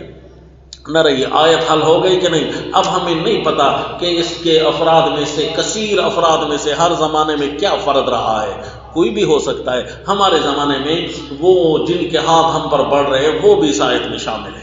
واتقوا اللہ، تمہیں ہم بتاتے ہیں تقوی اختیار کرنا شروع کر دو، وعلی اللہ فلیتوکل المؤمنون، اللہ میں تقوی تو اب اختیار کرتا ہوں، غلام تو بن گیا ہوں، پھنس تو گیا ہوں، اب تقوی تو اختیار کرتا ہوں لیکن ہر جگہ پر پھنسا ہوا ہوں، فرمایا اپنے اللہ پر بھروسہ کرنا، مومن ہے اپنے اللہ پر بھروسہ کر، ایک دفعہ سیدھا ہو جا، انشاءاللہ سارے کام صحیح ہو جائیں گے، اور تقوی ہی مخرج ہے، من یتق اللہ یجعل لہ مخرجا، اس ظلم سے نکلنے کی صورت تقوی ہی ہے، اور پھر تقوی کے اسباب طریقے اللہ نے سکھائے۔ وَلَقَدْ أَخَذَ اللَّهُ مِيثَاقَ بَنِي إِسْرَائِيلَ وَبَعَثْنَا مِنْهُمُ اثْنَيْ عَشَرَ نَقِيبًا، اور جی تمہیں تقوی کا طریقہ کار پہلے بھی سکھا دیے تھے، کیونکہ سورہ البقرہ جہاں آتی ہے نا، جہاں پر اللہ نے تقوی کے لفظ ارشاد فرمائے تھے، وہاں اتنا زیادہ تقوی کا تذکرہ کیا کہ بندہ حیران ہو جاتا تھا کہ یا اللہ خیر، اتنے زیادہ تقوی کی باتیں جی۔ مثلا سورۃ البقرہ میں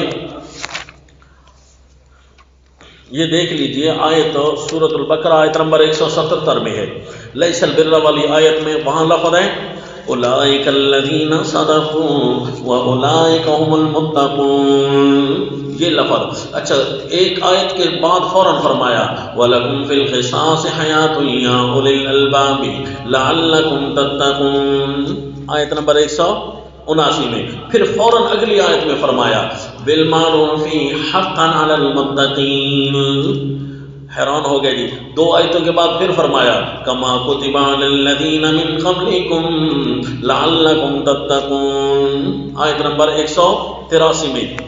اسی طرح چلتے ہو تتقون کے لفظ کے ڈھیر لگا دیجیے اللہ کریم نے۔ اسی طرح آیت نمبر 187 میں ہے کذالک یبین اللہ آیاتہ للناس لعلہم یتقون۔ اسی طرح آیت نمبر 199 میں ہے ولکن البر من اتقى واتوا البیوت من ابوابها واتقوا اللہ لعلکم تفلحون۔ اور اسی طرح بہت سارے الفاظ کے ساتھ آیت نمبر 194 میں ہے واتقوا اللہ واعلموا ان اللہ مع المتقین۔ اس سے اگلی آیت میں تقوی کا اعلیٰ فرد احسان واحسنوا ان اللہ یحب المحسنین۔ اور اسی طرح آیت نمبر 196 جب ختم ہونے لگے پھر فرمایا واتقوا اللہ واعلموا ان اللہ شدید العقاب۔ تقوی کے ذکر جب ختم ہونے لگے نا اختتام پر فرمایا واتقونی یا اولی الالباب وتزودوا فإن خیر الزاد التقوی واتقونی یا اولی الالباب۔ اس کے بعد تقریباً ایک آدھ دفعہ ہے واتقوا اللہ واعلموا انکم الیہ تحشرون۔ یہ اب ختم ہو گیا سلسلہ۔ اتنا زیادہ اللہ نے تقوی کے لفظ ارشاد فرمائے تھے واتقوا اللہ وعلی اللہ فلیتوکل المؤمنون۔ تمہیں سمجھایا تو گیا ہے لیکن ایک دفعہ ہم تمہیں دوبارہ سے تمہاری لائن سیدھی کرتے ہیں کہ اگر معاہدہ تقوی کا ہمارے ساتھ اب بھی کرنا چاہتے ہو نا، جس کے جتنے سانس باقی ہیں اتنے میں بھی اگر وہ متقی بننا چاہے تو بن سکتا ہے۔ یہ نہ کہو کہ میرے ایک متقی ہونے کے ساتھ میں امریکہ کو کیسے فتح کر لوں گا۔ اور بھائی انفرادی طور پر تقوی اختیار کیا نا تو انفرادی طور پر اللہ آپ کو بلندیاں دے گا انشاءاللہ۔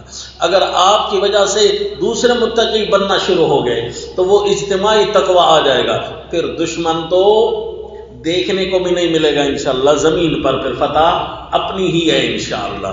اب دیکھیں جی وَلَقَدْ أَخَذَ اللَّهُ مِيثَاقَ بَنِي إِسْرَائِيلَ، اللہ نے پختہ وعدہ لیا تھا بنی اسرائیل سے وَبَعَثْنَا مِنْهُمْ اثْنَيْ عَشَرَ نَقِيبًا۔ بنی اسرائیل سے مراد پوری روئے زمین ہو سکتی ہے، کیونکہ اللہ بڑی قوم کا ذکر کر کے باقی اقوام کو اس کے اندر ضم کر دیتے ہیں، کیونکہ سب سے بڑا خطہ زمین کا یہی ایشیا کا ہے، اور ایشیا کی سب سے بڑی قوم جو زمانے ابراہیم علیہ السلام سے چل رہی ہے وہ بنی اسرائیل ہی ہے، کیونکہ جعل فیکم انبیاء وجعلکم ملوکا وجعلنا فی ذریتہم النبوۃ والکتاب۔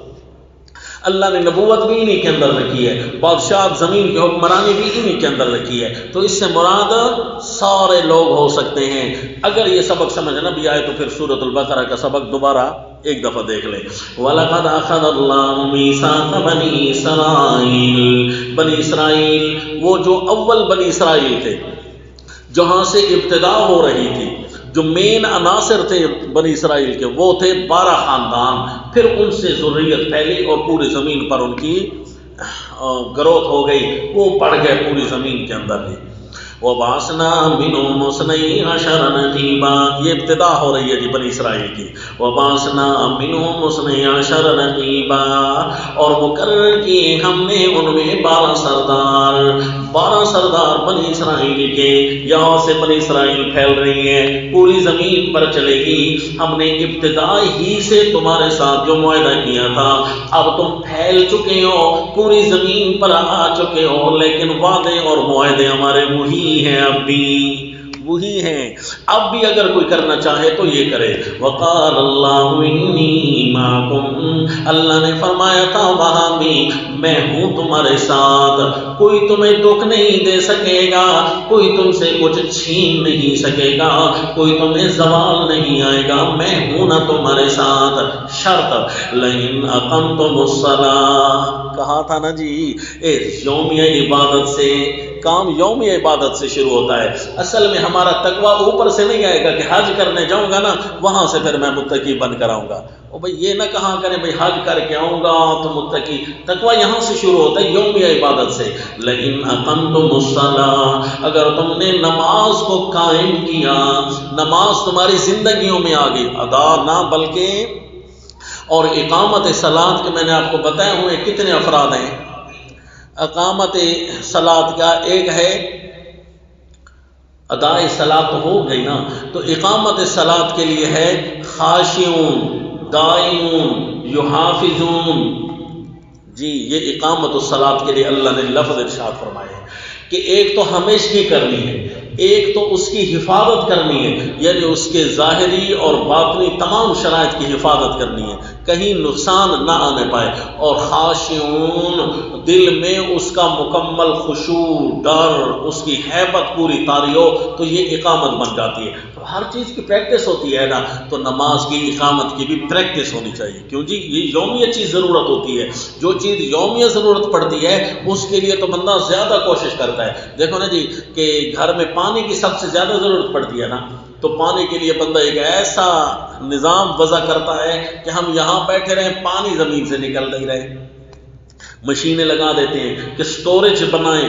بے شک ایک مشین لگا کر جب تک کوئی اس کا سٹوریج نہیں بناتا، ٹینک نہیں بناتا تو بندے کو امن نہیں آتا، بھائی ابھی پھر ضرورت پڑے گا، پھر ضرورت پڑے گا، دوبارہ چلا لے گی مشین، او بھائی اس وقت نہ چلے تو، لہذا پانی کے سٹوریج کی ضرورت پڑتی ہے۔ کیوں جی کہ جو چیز زیادہ ضرورت ہوتی ہے اس کو بندہ پہلے سے سٹور کر کے رکھتا ہے۔ تو یوم نماز کی ضرورت پڑتی ہے 5 ٹائم، تو اس کے لیے جی بڑی بھاگ دوڑ کی ضرورت پڑتی ہے، پورا نظام وضع کر کے تمام نظام نماز کے پیچھے چلائیں گے، بھئی میری 5 نمازیں ہیں، نماز میری ضائع نہ ہو، بازار بھی جانا ہے، سبق بھی پڑھنا ہے، سونا بھی ہے، کھانا بھی ہے، ان ساری چیزوں کو میں ترتیب دے لوں، نماز کے ٹائم کے آگے پیچھے کر لوں تاکہ نماز ٹائم پر رہے۔ ایسا نہ ہو کہ میں جلدی جلدی نماز پڑھ لوں پھر آرام سے کھانا کھاؤں گا، یہ کہوں کہ بھئی جلدی جلدی کھانا کھا لوں تاکہ آرام سے نماز پڑھوں گا۔ تو کیونکہ نماز کو وضع کر کے باقی امور کو اس کے پیچھے چلانا ہے، یہ نہیں کہ نماز کو آگے پیچھے کر کے باقی نظام کو وضع کرتے پھرے، پھر زندگی میں نقصان آئے گا، پھر اللہ ساتھ نہیں دے گا نا۔ فرمائے انی معکم، میں ہوں نا تمہارے ساتھ ہو۔ لئن اقمتم الصلاۃ، اگر تم نے نماز کو قائم کیا، وآتیتم الزکاۃ، اور دے رہے تم زکوٰۃ، بدنی عبادت کے بعد مالی عبادت تمہاری پوری ہو گئی، تھک تو نہیں گئی۔ وآمنتم برسلی، اور تم یقین لاؤ گے میرے رسولوں کے ساتھ۔ ہاں جی آدھے بندے پھر یہاں سے گر جائیں گے، نماز والے تو بہت سارے آ جائیں گے، آدھی امت تو ویسے غیر مسلم تھی نا، نماز میں بہت سارے مسلمان آ جائیں گے، لیکن ادائے صلاۃ کی شرط ہٹا کر اقامت صلاۃ کی شرط لگائی گئی نا، تو پھر بہت ساری امت ویسے ہی گر گئی۔ کیوں جی کوئی بھی اس لکیر سے پار نہیں ہو رہا۔ اقامت الصلاۃ کی، ایک بندہ کہتا ہے مجھے جماعت کی بڑی شوق ہے جی، بھائی جماعت تو واجب ہے، شوق تو رکھنی ہے، واجب جو ہے، اس لیے میں ہر کسی کے پیچھے پڑھ لیتا ہوں لا الہ الا اللہ۔ پھر اس کا مطلب ہے عبادت تو نہ رہی، پھر تو عادت ہو گئی۔ عبادت عبادت رہے نا، عادت نہ بنے۔ ہر کسی کے پیچھے کیوں؟ رشتہ ہر کسی کے ساتھ کرتے ہو؟ کہا نہیں جی نہیں، وہ تو چن کر کرتے ہیں، تاکہ ہماری غیرت کا تقاضا ہے، تاکہ ہماری دنیاوی غیرت برقرار رہے، تو یہ دینی غیرت ہے نا۔ تو ہر کسی کے ساتھ نہیں، الولا والبرا آگے آ رہا ہے، کس کے ساتھ ولایت رکھنی ہے، کس کے ساتھ برات کرنی ہے، وہ عقد آگے آ رہی ہیں انشاءاللہ۔ تو بھائی نماز کا خیال کرنا، اقامت کا 5 ٹائم یہ تمہاری محاربت ہوگی، اور اگر تمہاری نماز برقرار نہیں، یہی تمہاری تعلیم و شرافت پوری ہو رہی ہے۔ اگر نماز خراب ہو گئی نا، اور نماز کے بارے میں بڑے بڑے لیکچر ہمارے پچھلی صورتوں میں گزر گئے ہیں، ان میں سے ایک یہ بھی تھا کہ نماز وہ اہم رکن ہے کہ جیسے ہی قرآن شروع ہونا ہے نا تو اللہ نے نماز کا ذکر کر دیا، ھدی للمتقین الذین یؤمنون بالغیب ویقیمون الصلاۃ۔ جی اور نماز وہ اہم چیز ہے کہ سیدنا موسیٰ علیہ السلام کی پہلی وحی میں، حالانکہ وہ حاکمیت والے پیغمبر ہیں، پہلی وحی میں اللہ نے نماز کا ذکر کیا، فاستمع لما یوحا اننی انا اللہ لا الہ الا انا فاعبدنی، حکمیت پوری ہو گئی نا، اب فرمایا واقم الصلاۃ لذکری، جی ان الساعۃ آتیۃ، تین وحیاں ارشاد فرمائی تھیں ابتدا میں، تو نماز اتنی اہم ہے، اور نماز ایک ایسی چیز ہے، تیسرا پوائنٹ بھی اپنے ساتھیوں کو بتاتے ہیں، نماز ایسی چیز ہے کہ اس کے ساتھ اللہ نے فحش کو بھگانا ہے۔ زندگی کی شرافت تب آئے گی جب نماز ہوگی، جتنے فیصد نماز کمزور اتنے فیصد بندے کے اندر شرافت ختم، وہ اتنا بد کردار ہوگا، مان لے، نہیں مانتے ہو تب بھی مان لیں، کیوں جی؟ فرمایا ان الصلاۃ تنہی عن الفحشاء والمنکر، ہر خلاف شرع سے اور خصوصاً فحش سے نماز روکتی ہے، جتنا نماز خراب اتنا بندہ منکرات اور فحش کا شکار ہوگا۔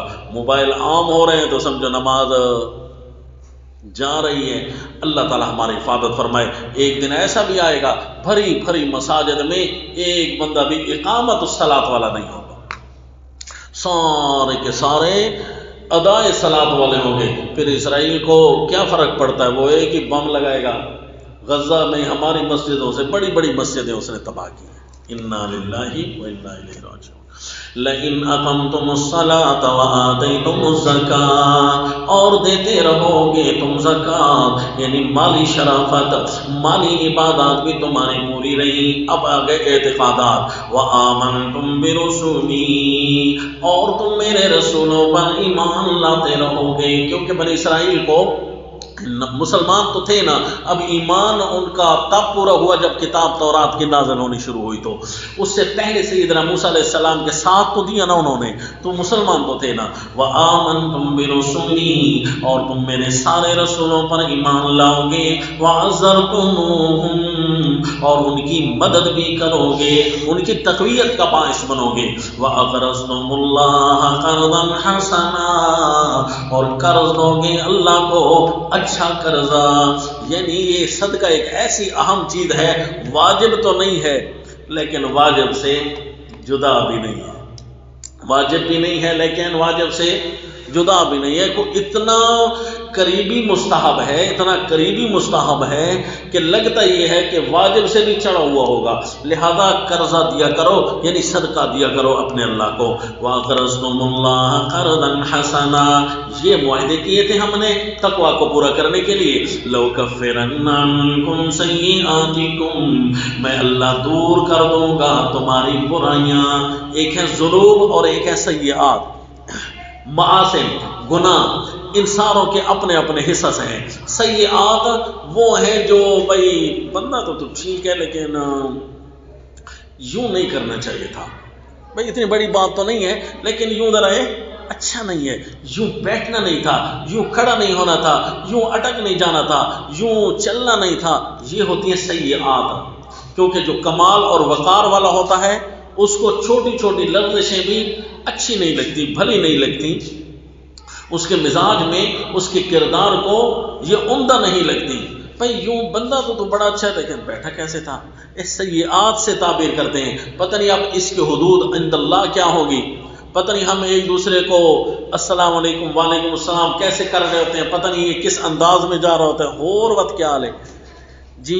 تو اب اس جگہ پر ہم کوئی ایسا اچھا جملہ بھی بول سکتے تھے کہ جو فائدہ دیتا، وہ بھی کہے گا ٹھیک ٹھاک۔ بعض لوگوں کو، بعض اقوام کی عادت ہے کہ آپس میں ملتے ہیں نا تقریباً منٹ 2 منٹ لگا دیتے ہیں باتیں کرتے کرتے، پتہ نہیں اتنی لمبی لمبی گردان پڑھتے ہیں، اچھا جی تم آئے، کیا لے خیر ہے، کیا لے خیر ہے، کرتے کراتے پوری گردان پڑھنی پڑتی ہے۔ تو ہر کسی کی اپنی اپنی ایک عادت ہوتی ہے ملاقات کی، تو ایسی چیزیں جو خام خواہ کی اپنے اوپر رائج ہیں وہ سیئات ہو سکتی ہیں، میں یہ نہیں کہہ رہا کہ وہ سیئات ہی ہیں، ہو سکتی ہیں جو مزاج شرع سے ذرا بھی ہٹے تو۔ اب پھر جب وہ نافرمانیوں میں ہوں گے تو ذنوب بن جائیں گے، معاصی بن جائیں گی، معاصم بن جائیں گے، وہ طرح طرح کی مختلف قسم کی شکلیں ہیں۔ تو اللہ نے فرمایا تمہاری سیئات خود بخود معاف کرتا رہوں گا۔ بھائی جس طرح کوئی بندے کے گھر مہمان آ جائے نا تو بے شک وہ ٹیڑھا ہو کر بیٹھے یا سیدھا ہو کر بیٹھے، ٹانگیں پھیلا کر بیٹھے یا کس طریقے سے بیٹھے جی، تو بندہ اس کو یہ چھوٹی چھوٹی باتیں نہیں گنتا، بندہ کہتے ہیں یار میرا مہمان ہے، خیر ہے بھائی ٹھیک ہے جی ایزی ہو کر، حالانکہ وہ عام معاشرے میں نہیں چلتی.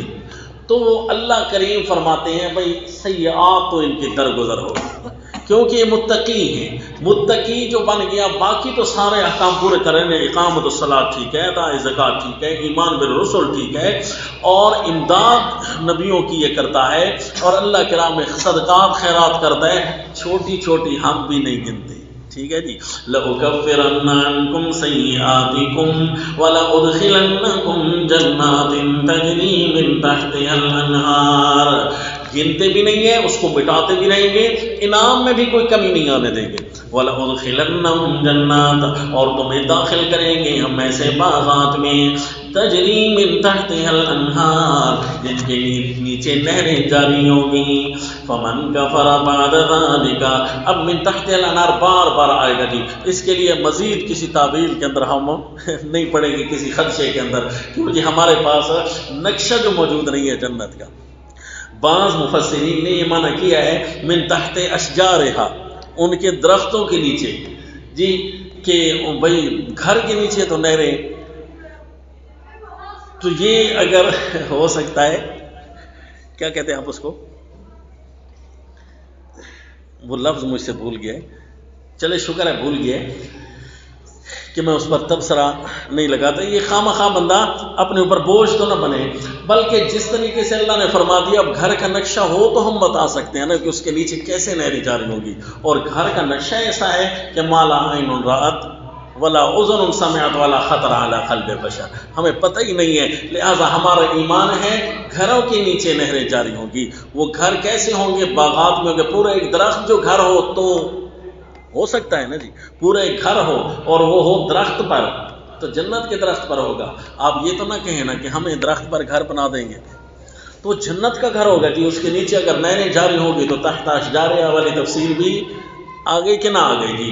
وَلَأُدْخِلَنَّكُمْ، اس لیے بار بار آئے گا تو یہ آپ کو نوٹ ہونا چاہیے. وَلَأُدْخِلَنَّكُمْ جَنَّاتٍ تَجْرِي مِنْ تَحْتِهَا الْأَنْهَارُ فَمَنْ كَفَرَ بَعْدَ ذَلِكَ مِنْكُمْ، جو منکر ہوا اس کے بعد، جس نے انکار کیا منکر ہوا. اب کفر کے افراد بہت سارے ہیں، جہدو یہ بھی اس کا فرد ہے، اور ناشکری بھی اس کا فرد ہے، کفران نعمت بھی اس کا فرد ہے. کفر کس طرح ہوتا ہے واللہ عالم. اگر آپ نے ایک نماز کو آگے پیچھے ٹائم سے ہٹا کر پڑھا، خطرہ ہے اس بات کا کہ یہ کافر نہ ہو جائے. فمن کفر بعد ذلك منکم فقد ضل سواء السبیل، وہ نقصان تو یہ ہوگا کہ سیدھی راہ سے وہ ہٹ گیا. اب کتنا ہٹا ہے؟ اس کی اپنی شدت ذنوب اور شدت معاصی کے مطابق وہ ہٹا ہے. اب ہٹ تو گیا، اب کتنا ہٹا ہے یہ کفران کے اوپر مرتب ہوگا. فمن کفر بعد ذلك منکم فقد ضل سواء السبیل. میرے خیال میں آپ تھک چکے ہیں، تقوی کا سبق بڑا لمبا ہے، پھر پڑھیں گے انشاءاللہ. وما علینا الا